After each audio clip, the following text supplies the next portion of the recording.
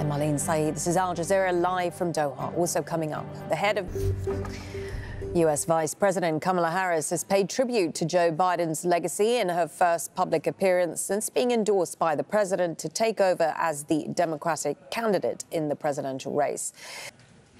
Well, a growing number of Democrats have come out in support of U.S. Vice President Kamala Harris as the new presidential candidate less than 4 months before the November election. The director of the U.S. Secret Service says the attempted assassination of Donald Trump was the most significant operational failure in decades. Kimberly Cheetle is appearing before the Congress. The death toll in Gaza is rising quickly after Israel launched a new military operation in the city of Khan Yunis. At least 60 people have been killed, dozens wounded, and have been taken to a nearby hospital. Palestinians say they were given no time to find safety. Israeli forces started to bomb the area just moments after they issued an evacuation order. OK, let's cross now to Tarek Abozoum, who's live for us in Deir al-Balah in central Gaza. So, Tarek, what is the latest you can tell us from Nasser Hospital? Still ahead on Al Jazeera, Philippines. You're watching Al Jazeera. Reminder of our top stories this hour. U.S. Vice President. Israeli Prime Minister Benjamin Netanyahu is traveling to the U.S. hours after President Biden abandoned his re-election bid. India's top court has overturned orders for restaurants to display their owners' names publicly. Sudanese civilians have suffered horrendous levels of violence. That's according to Doctors Without Borders. The UN agency says more than 7 million Venezuelans have left the country in the past 9 years. Most have settled in neighbouring states where they've continued to struggle with economic hardship and hostility towards migrants.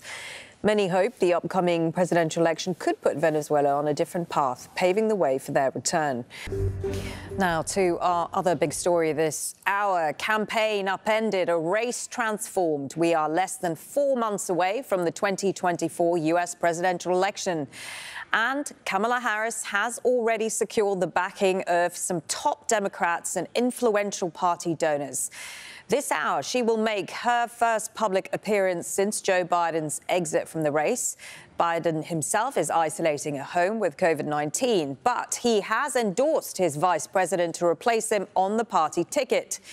But the Republican Party is already on the attack, focusing on issues like immigration and Harris's track record as vice president. Donald Trump says Harris will be easier to beat than President Biden. That message is likely to be echoed by his running mate, J.D. Vance, who's holding his first solo rally in his home state of Ohio in the next few hours. Let's start with our correspondent, Kimberly Holkett, who is in... Now, the death toll in Gaza is rising quickly after Israel launched a new military operation in the city of Khan Yunis. At least 57 people have been killed. Dozens are wounded and have been taken to a nearby hospital. Palestinians say they were given no time to find safety. Israeli forces started to bomb the area just moments after they issued the evacuation order.